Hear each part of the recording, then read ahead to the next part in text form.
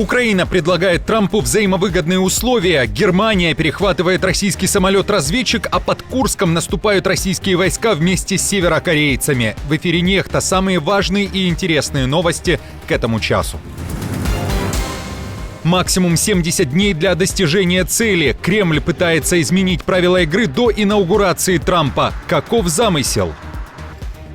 День траура в Кривом Роге. Под завалами дома, в который прилетела российская ракета, нашли тела мамы и ее 3 детей. Ресурсы и замена американских войск украинскими. План победы Зеленского готовили в том числе под Трампа. Какие еще условия предлагает Киев? Друзья, всем привет! Буду рад вашему лайку, подписке и репосту. Вы прекрасно знаете, что для нас это очень важно. Оставляйте также свои комментарии. И спасибо вам за обратную связь. Об актуальных и важных событиях прямо сейчас начнем. В Кривом Роге завершилась поисково-спасательная операция на месте разрушенного многоэтажного дома, в который прилетела российская ракета. 14 человек пострадало, 4 погибли. В том числе молодая мама Елена и ее 3 детей. 10-летний Кирилл, 2-летний Демид и 2-месячная Ульяна. Отец детей выжил, так как находился в другой части квартиры. В момент прилета по дому он вышел на кухню. В Генеральной прокуратуре Украины открыли уголовное дело по факту нарушения законов и обычаев войны, а также дело об умышленном убийстве. 13 ноября в Кривом Роге объявлен днем траура по погибшим в результате российской атаки. В полиции же тем временем показали кадры первых минут после прилета ракеты из РФ. Помощь надо там кому-то медицинская? Все, сейчас давайте будем спускать потихоньку. Давай. Пошли. Конечно, оперативно. Несколько секунд, взрыв, мне падает вот сюда все. Спокойно пройдете? Я вас держу. Держитесь. Ух, нет. Один. Вот это мама девочка. Вот так. Все. Поднимаем. Держите, все покажем. Немецкая авиация перехватила российский разведывательный самолет над Балтийским морем. О воздушном инциденте сообщают ВВС Германии. Истребители Берлина были подняты с территории 2 авиабаз, в частности Германии и Латвии. Наши истребители Eurofighter были подняты по тревоге как из Лааге, так и из Лиелварды, чтобы совместно идентифицировать и сопровождать российский Ил-20М, летящий без плана полета и без включенного транспондера. Напомню, что буквально идентичная ситуация произошла в небе над Балтийским морем в конце октября. Ил-20 также без плана полета и транспондера был перехвачен немецкой авиацией над международными водами Балтики.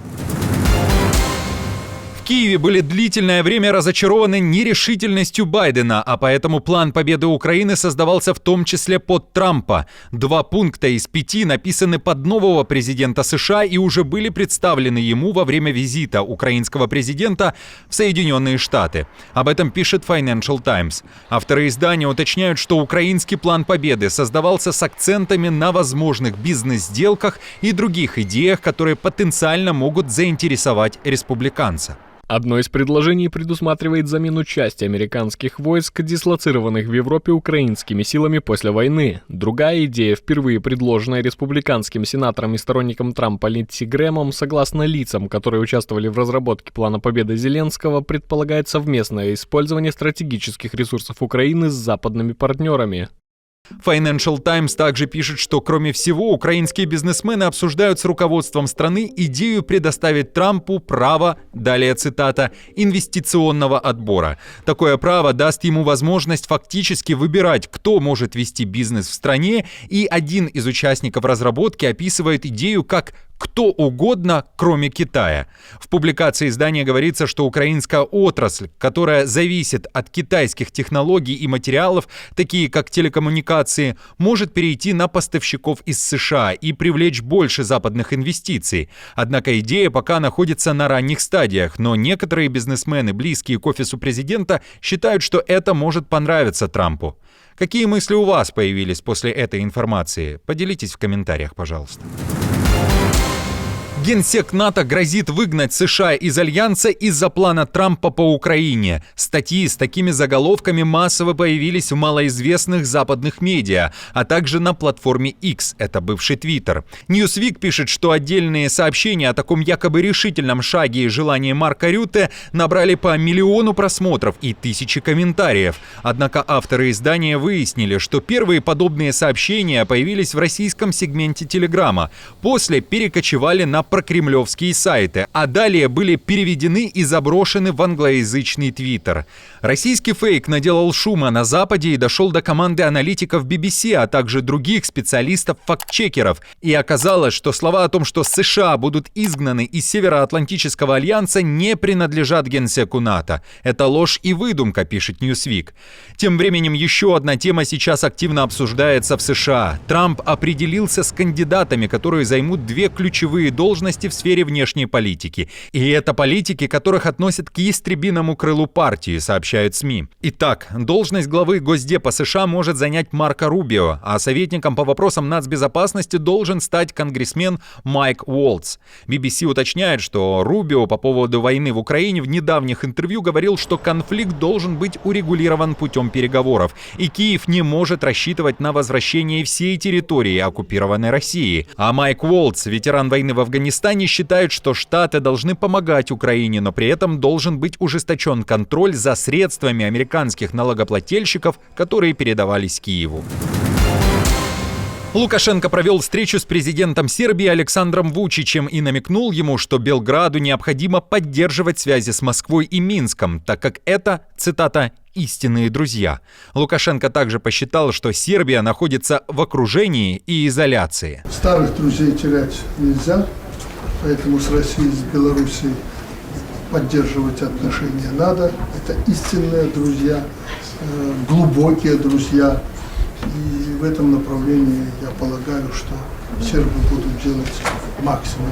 Напомню, что в июле этого года Сербия приняла стратегическое решение осваивать крупнейшее в Европе месторождение лития вместе с Германией и Евросоюзом, а не с Китаем, и связывает с этим проектом большие надежды как на развитие сербской экономики, так и на ускорение процесса вступления в ЕС.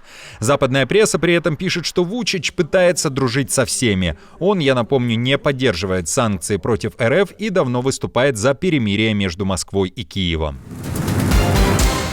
50-тысячная группировка российских войск при поддержке северокорейцев и беспилотников штурмует позиции ВСУ в Курской области.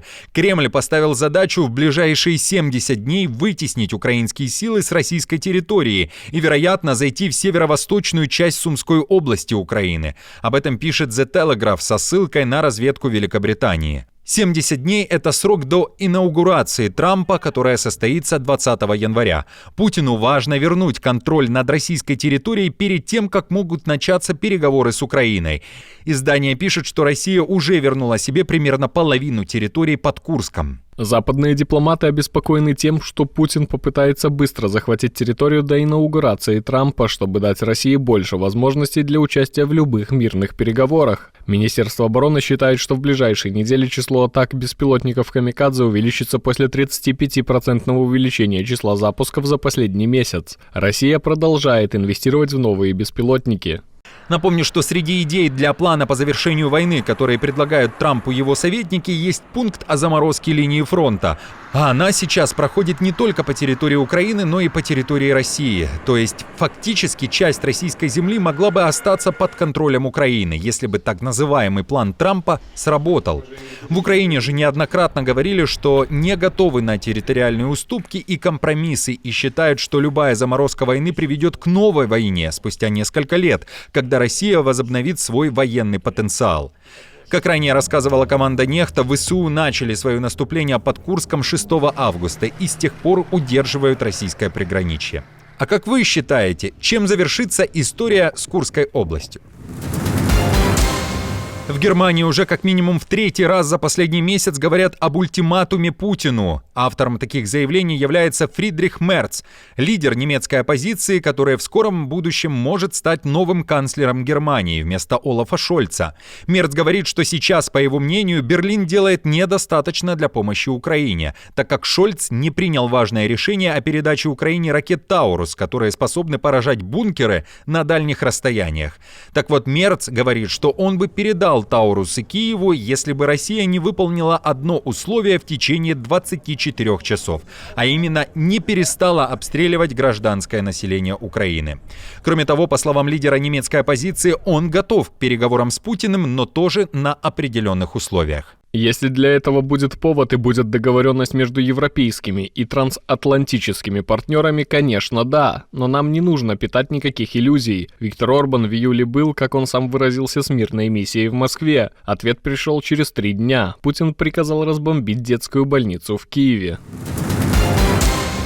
Друзья, на этом все. Не забудьте оставить свой лайк и комментарий. Мы же с командой продолжаем следить за самыми важными новостями. Оперативную информацию от Нехта ищите, как всегда, в наших телеграм-каналах или на платформе X. Спасибо вам за доверие и то, что остаетесь с нами. До новых встреч и хороших вам новостей.